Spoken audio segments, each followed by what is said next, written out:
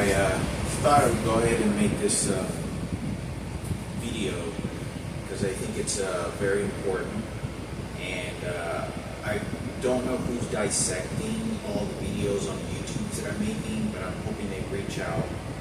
You know, I make these videos because I want to heal whatever it is information that I know that the psychologist, whoever the therapists are, whoever's doing whatever information they know can help heal, find out information to sort of fix, relieve, recover certain stories, and put family together. And for those that are just making all the decisions for not only my immediate family, but for my own safety. You know, I've been making these videos for a very long time, and sometimes, like I said, so many other videos, I really feel like I don't know how much any of this is going to be the right people, and so much of it doesn't feel like it does. But I believe in God, and I believe in kindness, and I believe in respect, and I believe in these things that I think have an importance to my life while I'm alive. For those that are still alive, because the horrific things that I'm going to be talking about directly affect me, and directly affect my brother Frankie, directly affect Julian, and, you know, my mother, my biological mother. I have to refer to her as my biological mother because her twins are posing as my mother and are very nasty to me when I speak to them. They're very mean and cruel to me. I cannot express the hatred sometimes that now that I found out is that they're beating me with these electronic devices, and they're allowing my mother's identical twins, who I'm not allowed to speak to my mother, my biological mother, to be extremely horrific to me, like almost wishing me death, practicing my mortality, disposing of like a worthless corpse, and using religion as a murdering tool. And I, knowing my mother and having been around her identical twin, or at least one of them, they're obedient like dogs. I really feel that I think that if my mother's identical twin had known what was going on, and there were better professionals that were in the interest of my life and my mother's life and Frankie's, and my dad who passed away, and all this money that disappeared in the house they took over, that they would be defending me, not throwing me to the trash can. We already have one dead body of a little girl that didn't even get a proper funeral. Before I get into any more discussions on the topic I wanted to make this video on, I wanted to say that on the topic of, I'm going to be discussing about Miguel, Diana, and me, Frankie, going to the movie Twister. I don't know if I discussed this in another video or not. If I have, I'm repeating myself. But I forget to label them on the videos, so it makes it more easier for Michaela. And whatever, however this is going to affect our biological father. So, when this particular, sort of forgetting what I was talking about because they're shooting these electronic devices at me all the time. And I know that I'm being listened to, and I know that I'm being watched to by other people that I don't feel comfortable or welcome me here, but they have their own interest in malicious activities that they want to do against my mother, me, and Frankie. Because they want their own agendas and own racial supremacy to come out on top. They've already picked their favorites, and I'm at the very scum of worthless human life is how they have me placed in. When I speak to people over the phone, I can't express this enough.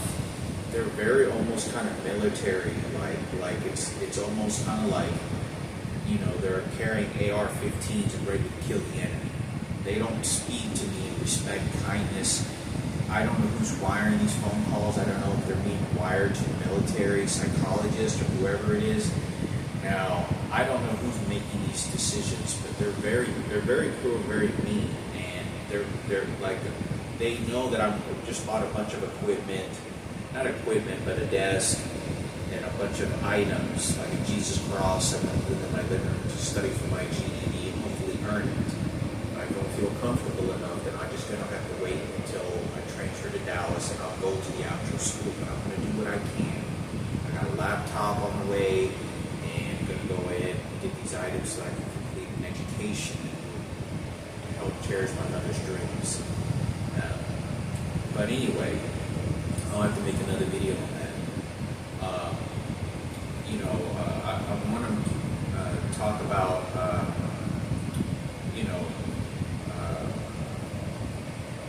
Miguel going to go see the movie Twister with me, Frankie, and Jill and Diana. Now, this is before my dad's suicide. I want to say this is right before my dad's suicide. Within, I don't know, I'd have to look to see when they made the movie Twister. But I was 12 years old, sometime in late, sometime in October, my father had committed suicide. August, September, somewhere around that area. My dad had committed suicide by taking a bunch of pills. He did this in front of me, and he had a panic attack. He just didn't like the police. He decided to go ahead and kill himself, or tried to, but he just got brainwashed and spent the last 7 years of his life in a nursing home. All his money and all the things disappeared. But one day, it was something within a year before that happened. Frankie got invited to go along to go see the movie, The Twister, the famous Twister movie where there's a tornado. It was a very great movie. It was a really great movie. And we went to go see that movie. We never got invited to go ever watch the movie. That's the only movie I can ever recall ever seen going with Diana and me. Frankie was probably about 15 to 14 years old at this time. And we went in Diana's car, and we met up, and we got there. We parked on the side of Cinemark 17, where my mother lent me money many years ago, like 25 or something like that, off of Webb Chapel. And there was a guy and the two Hispanics. It was a woman and a guy, and I'm pretty sure, I don't think they were straight couples. But when we got there, we watched the movie. They met us up, and they purchased the movie, and we sat down and watched it. And I can't even imagine how terrorizing this is to Frankie to be around a guy like that, and Diana, knowing that this person had done this to him. And what Mickey never knew anything about this, but we're going to the theater, we get done watching the movie, and this guy, I know that these were outside people that were investigating or on the lookout to see who's doing what and getting what. I don't know what the outside circles to this, I have no idea. But the guy was probably like 35 to 40 years old. So was the woman. Anywhere from 35 to 45 years old. The guy was probably 6'1", 230 pounds. He was taller than Miguel. He was pretty big, but probably like 20 or 30 pounds less than Miguel, but he was taller than him. The woman that behaved like Sarah very much looked like, she was probably 30 or 40 more pounds heavier than Sarah, but a couple, maybe an inch or two taller. But she had brunette hair. And the guy had his head shaved, like a number 1 or 2, and just a bald head, not shaved all, like a fuzz, bald head. And they were both Mexican. I think one of the guys at least knew Spanish, but he spoke very correct English. Like he was married, like he was raised in the U.S. with English, and he could speak Spanish so a little bit. And he asked when we were walking to the car, he goes, "Oh, that was a great movie." He goes, "Yeah." He said something. I don't know what it was, but he said something along the lines with, with Kenneth getting a radio station. He goes, yeah, my cousin just got a job at the radio station. He goes, yeah, I want to see if he's going to let me know how that's going to go. And he said something about, and this is around the time that Kenneth got hired to work at the 97.9 Beat at the radio station. And Ken Cooper had given him that job because he's a sheriff and a police officer. And guess what he wants? Because we all know white supremacy, they get what they want, especially if he's white. And looks like Donald Trump. So I think it's important for me to say this because by this time, there's quite a bit of people. It seems like the entire world knows about what's happening in Franklin. Very little people know, and now a whole bunch of people know. I was a victim too. And I believe to this day, Miguel and Diana completely confessed every detail to what had happened, every single detail. I don't know who he's working with. I don't know what the situation is. But I think he confessed to it because I had other people that brought it up to me before I could even remember. Because you got to understand, when I went over there and this whole sexual molestation happened, it happened very fast. It wasn't like an ongoing thing for several hours. It was like I'd show up and he was getting raped and molested. I didn't know for like a couple minutes. I didn't know what to do. And then I disappear. And then I leave and get punched. And Frankie falls on the ground, collapsing after being punched. It isn't like something, it happened very fast and it was very hidden and covered. The behavior was. It was very premeditated practice to be covered up. So it was hard to even think of because I got these images. And I remember thinking as a teenager, I wanted to say something to Frankie. And I was like, I feel like Miguel did something to you. I don't even know. It's the same thing like Michael Jackson. Michael Jackson just showed up and he disappeared. I didn't even know it really did happen. They knew he showed up and that was pretty much it. And I did meet Michael Jackson in person. But I think it's important for me to say because I don't know what the circumstances entirely. To maybe there was more rapes that happened to Frankie. That maybe I'm pretty sure there probably was. I just didn't see it or know about it because I was just gone for maybe 10 minutes, or I was gone for just a little bit, enough for him to do it again. But we went to go see this movie. I'm about 12 years old, and we go there, and he says something about this, and I remember Frankie kind of looking in the eyes and just totally covering it up. Like, this guy's big.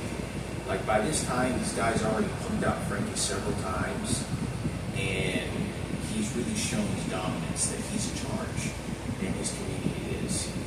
I don't know what other people were involved. I don't know really what's going on, what the situation is.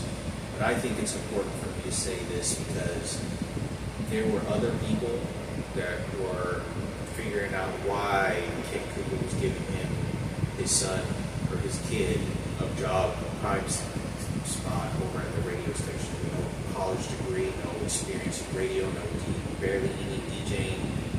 He doesn't have, it was literally landing a multi-million-dollar job for free just because someone gave it to you. So I had nothing to do with this. So I think it was important for me to say something, that there was someone else investigating that or on the loose to find out. Because I talked about the Kenneth when I was about 12 or 11 years old. Miguel mentioned when I was in his garage and he was working on his car that they knew that he got a job over there. I don't know what publicity and what that is.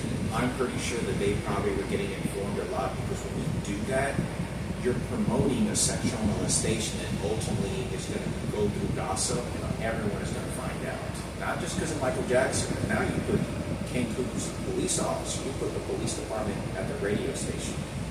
And you do that and they know they're connected to my mom and my dad and why Frankie is experiencing this. They're going to find out, okay, so it's just take what you want. And it is. It does really what it was. Nothing ever changed in life, very much any good that happened. It was just basically covering it up and getting off the hook to get whatever you want. That's really what it was. It wasn't, by the time my dead sister died when I was like 13 years old. You know, this little girl died when she was like 14 years old. You know, by then I don't know. I don't even know who paid for that funeral, because my dad had just committed suicide. He didn't even know where he was in life.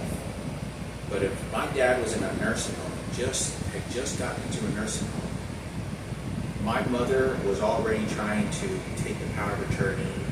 I talked about a whole trail of this whole situation of what was going on.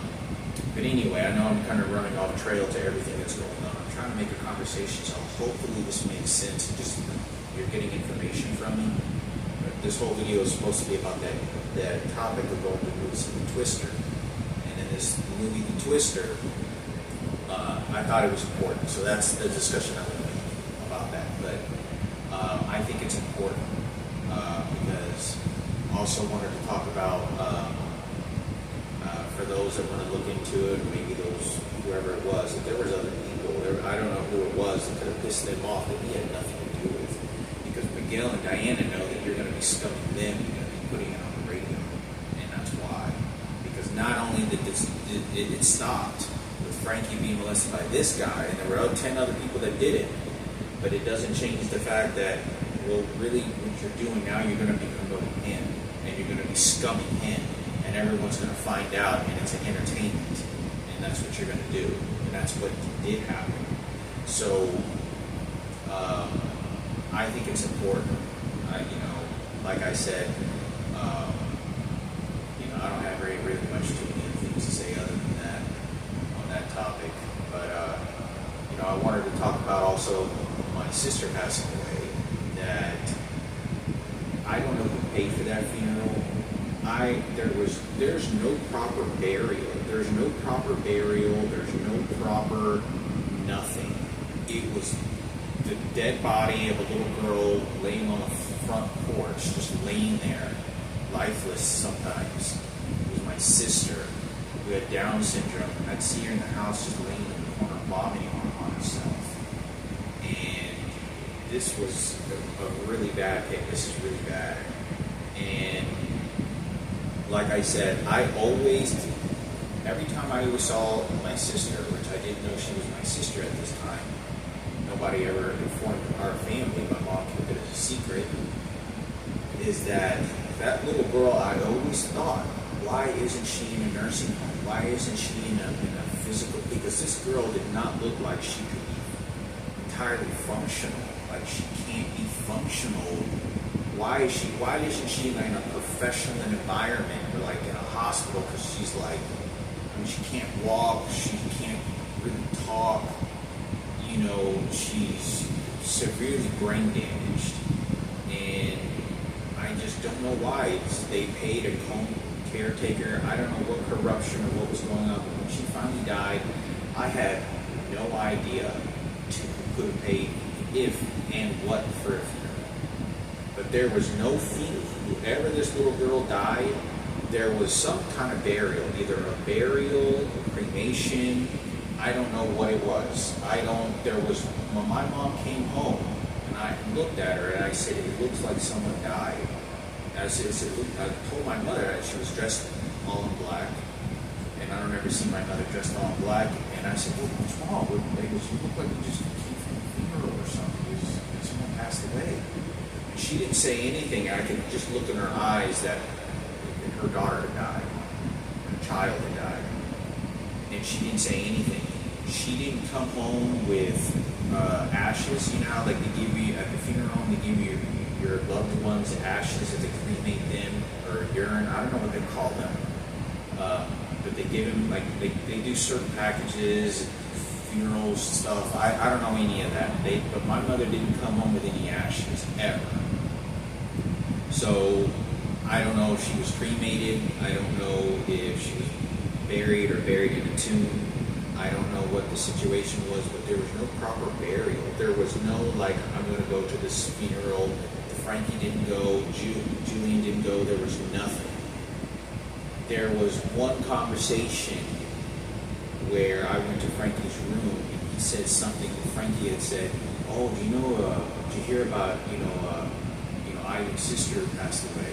And he said Ivan's sister. He didn't say mom's daughter. He said Ivan's. Yeah, Ivan's sister passed away. And the way that he said it was just kind of like, oh, very passive, because you'd have to understand the structure of how my mom's communication is in our family, immediate family. It isn't hatred, it is a bit dysfunctional because my mom's trying to survive because no one knows if these other identical twins have been snatched from my mother. And what's going on. So I don't know the story to it. I don't have any earthly idea who could have, because my dad is already in a nursing home. He doesn't even know where he is. I thought that when my mother showed up in all black, I thought she went to like a lawyer about my dad or something like that. That's what I was thinking of, because my dad hadn't been too long since my dad had committed suicide. And I was thinking that maybe she was just mourning the fact that maybe like some professionals, lawyers talked to him, counselors talked to my situation about my dad, and that was why. But my mom did not say, I'm going to the funeral. Nothing. There was zero hints, conversation, nothing. I go into Frankie's room, and he goes, oh, do you know? Yeah. And he said it very lightly, like it was just passive, very passive. Like, oh yeah, another little girl, yeah, my sister died. He goes, yeah. He said something like, if I was going to go to the funeral, and I said, what? I said, are you going to go? Or he goes, no, I don't know. He goes, no, and a couple of days later goes, and I think I was told that Ivan went to the funeral. I think I was told that Ivan did. So I don't know if it was a burial. I don't know how they do this. I don't know, especially with children. When children die, I think they get buried along with adults. And I don't think they have like a special cemetery for children with disabilities or just children, just in general, in an area just for small children. To my understanding, everyone gets buried regardless in the same way. So I wanted to talk about that because there was no proper burial. I've said this so many other times and I don't talk about it, but I just want to hopefully that this touches base, because the thing I wanted to talk about this, I want to repeat myself too many times, is I don't know who paid for that funeral. There's nothing. There was no proper burial. There was no moment of silence. There was no hard crying. It was just pouting and quietly on the sofa for a day, and that was pretty much it. I was never informed by Lupe, any relatives, nothing. So I understand that little girls and little kids die. I don't know who feels empathy or sympathetic about any of this. I honestly, in my opinion, I don't think very many people feel empathetic about it. I don't think people feel empathy. To me, in my understanding of how I was treated and this whole story, it was just like trash. It was just throwing the body where they want it, making sure they make their hero and get their credit. That's all it was. There was nothing. This is my sister. I'm around this little girl, and this little girl dies. There was nothing. We didn't have pictures on our house of this little girl. There was no pamphlets. This is something I never said. There was no pamphlets my mother brought home or I ever saw that said, oh, Marissa Melendez passed away and died. There was nothing of this nature, ever. And there was nothing. There was nothing ever. There was nothing. Not one picture of that little girl. There was a picture of that little girl in the house that I remember seeing in the living room. But my mother never went inside that house to look at that little girl's room that I was aware of. So I talked about this before. I know it's very disturbing.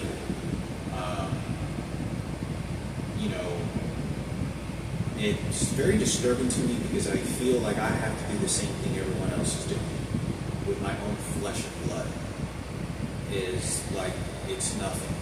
Because that's exactly why, like, give them the ownership, give them whatever it is.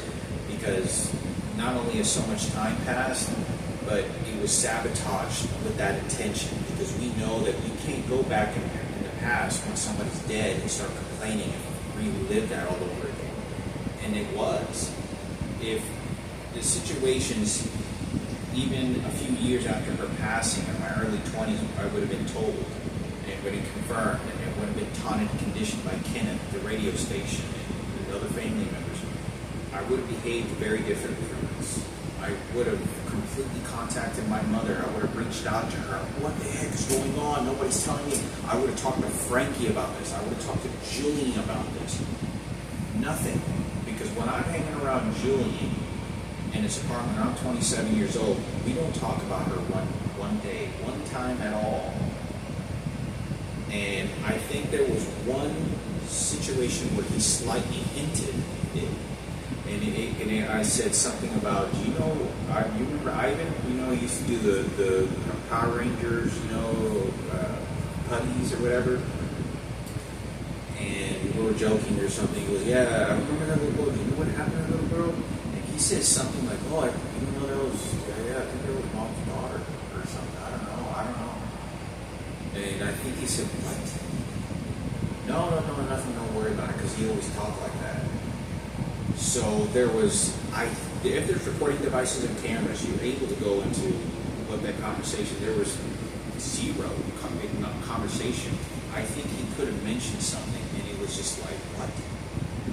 Like, we don't understand what those circumstances is. So the only thing that I can do about this particular situation, since so much time has passed, and it's in the public eye, there's kids that die all the time. I just recently talked to, about 4 or 5 months ago, there was a little child that died, that a girl that I was talking to, I haven't talked to her in a while, in a couple months, but I talked to her, and about 4 months ago, when her child died, and had a heart condition, died of a heart attack, and she was getting ready for the funeral. She has funds. There were a lot of people who really helped her support her family, and bills, and funeral costs. She has a lot of loving support. And, I understand that children die, adults die, but it's very tragic when someone young, children die, because they're so innocent, very precious. They don't understand the world the way that we do as adults. And, their life is full of color and imaginative creativity. So in this particular situation that I want to talk about is, the only thing that I can do, particularly on my sister, that Michaela, our sister that passed away, you never knew they did, especially since you never met this little girl. I don't know what my biological father thinks of it, if he's still alive, is to leave it up to Jesus Christ, and that she's in heaven, and that she's with God now. That's the best way that I can think mentally for myself, mentally about those circumstances, because I cannot express enough. There is a lot of people, every celebrity on the planet right now is bringing up the topic in some sort of defense. Some are not defending it at all. They want to make sure who the hero is, and they're changing the story. It's like ripping a hyena apart, in the wilderness, in the safari lands, just ripping an antelope apart, and hyenas just ripping it into shreds, like vultures just picking at a dead body. And I think some of these people mean good. Most of them, I believe, are bad. And they want to just make it into a treasure hunt. That's all that they're doing, is they're a treasure hunt, and they manipulate very creative words. These are comedians. These are people, whether it's Kevin Hart, or it's a white person, or 50 Cent, or Dr. Dre. They're very disgusting, and they don't give a shit. People die all the time. I mean, every week you go to the newspaper, at a gas station, pick up the newspaper, and there's the obituaries, and there's people that die all the time, 20 years old, 25 years old. You go to Dallas and you pick up the obituaries. In the city of Dallas, there's something like, I think every week you pull up that newspaper, and there's like 4 40 people that die every single week, some young, whatnot. So I think it's important for me to say something about this because I have to leave it up to Jesus. I leave it up to God and the crucifix. That she's in heaven, and that Jesus and God has now taken her a long time ago and wants everyone to move on from that life. Now, I would have taken things very differently, but I cannot. I have been beaten beyond anything you can imagine. With electronic devices, with threats that are coming from people in every corner, still to this very day. So I hope this resonates, that I personally would have made it as respectful and as honoring and put a very beautiful remembrance of this little girl and set it to the side to know that she's now with God now. She's in heaven now. And that's the way that I would have done it. I would have gone after every single person that knew about it and made sure that they didn't get a single coin, they didn't get anything from it. This is my blood and flesh. I cannot express enough that what that does to me, what that does to Michaela, what that does to many questioning things. If people know that that little girl that is throwing up and looks like that and all retarded and they're limping, people don't see that. People see the fact that I can make a baby that's retarded like that and they want to come and kill me, exterminate me, and keep me from having a girlfriend. That's not why. Because look at Michaela. Michaela's beautiful, silk hair, blonde hair. Blonde girls don't even have silk hair. And, and I would consider myself above more than healthy, at least genetically built this way. I'm 5'11". The athletic ability that I've had was much more better than a lot of kids, which would not state that I don't know how genetic mutations happen and how kids with Down syndrome this happens to. Could have been genetics, maybe it couldn't. I don't think it was genetics.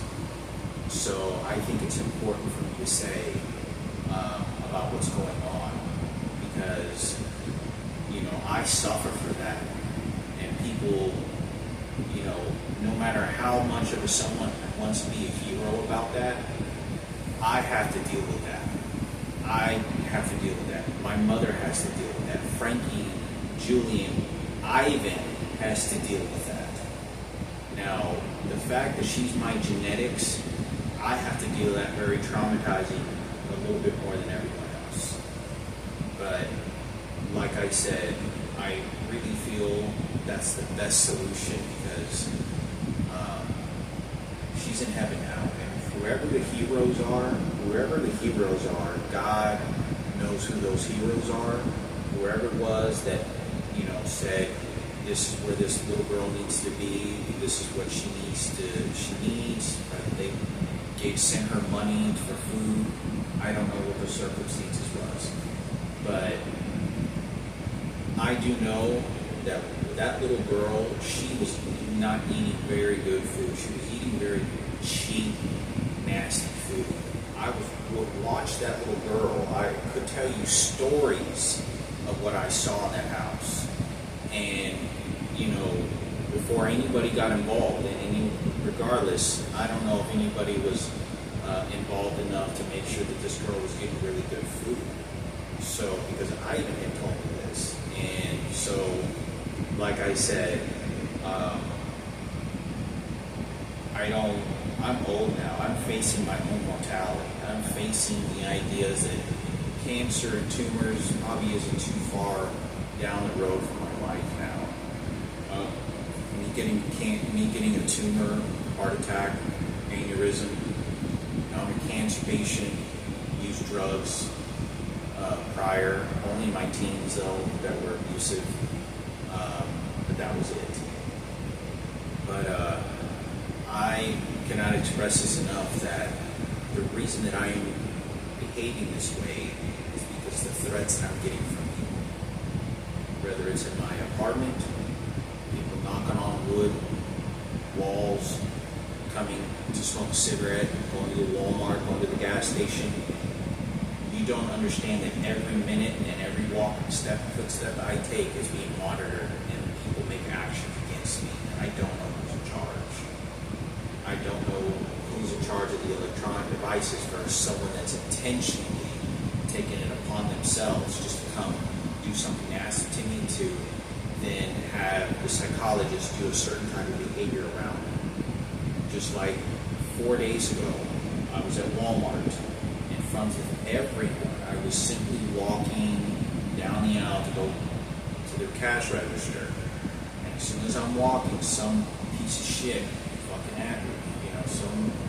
Some poor soul that wandered, not poor soul, some vicious, malicious, nasty person came over to me, walking in my direction in front of everybody, and goes, "Ugh!" and goes like that toward me in front of everybody. He coughs right at me, like spewing his germs and shit right at me. And he was marching and walking very fast, like he was healthy. So I think it's important for me to say, like, I was simply going to Walmart, and I turned around, and I was just thinking to myself, and I can't call the police. I can't get violent. I have to be obedient to someone spitting and coughing like that toward me. I was at the grocery store. This is in front of everyone, and there's only transgenders that are working there, and there's only homosexuals, and they're all transgenders and all homosexuals. There's nobody that's in the store that's any straight heterosexual female. There's no heterosexual female that shows up anywhere. So in the store or even working there. So that's what I have to say about that. So, but what I love, and to put this understand the best, that is a higher spiritual understanding, is that Miranda and Marissa's with God now. I don't know if anybody's ever going to make a proper funeral. I don't know if anybody's ever going to have like a ceremony of something. Since so much time has passed, I'm now starting to begin. I think that somebody eventually will, but I'm starting to really doubt that. I don't think there ever really is. I think that it's just, that's it. Whatever credit that this world's now being shuffled to entertainment, to 50 Cent and Dr. Dre, wherever these geniuses are that knows how to talk and make up any word they want, political power, that's what it's going to be used for. But I'm not going to get anything from this other than tragic and sadness and sorrow. The fact that a sibling of mine died. There's other problems that we need to worry about and everything that goes on, but I don't think anybody cares. There's too many kids that die. There's too many people that die all the time. There's people dying right now in hospitals, people in nursing homes that are dying. So to keep everyone healthy, I think, in my opinion, is also for that reason. I would have done things different. I think it's beautiful and respectable to have a proper funeral for a human life. To watch a little girl wear a princess outfit every day, walk across from you, and you meet Michael Jackson, and she's wearing a princess crown, throwing up, and no one really seeing my mother sort of abandoning me as child. At least you should get some understanding that God made that life, that God made that for some reason, and for some reason put that as to be my sister. I don't know why. Even if it's going to be used for the wrong reasons, I can't do anything about that. For the threats that I get, it's better for me to stay alive now and do what they tell me to do and say as they tell me to do, because then I'm not going to be able to live any comfort. And what's going to happen is that I'll eventually just die. I'll eventually go to a hospital. They'll diagnose me with a cancer. They'll tell me I have 3 months to live, I have 4 months to live, and I'll die. They'll prepare my funeral. They'll throw holy water at me like if they're having an exorcism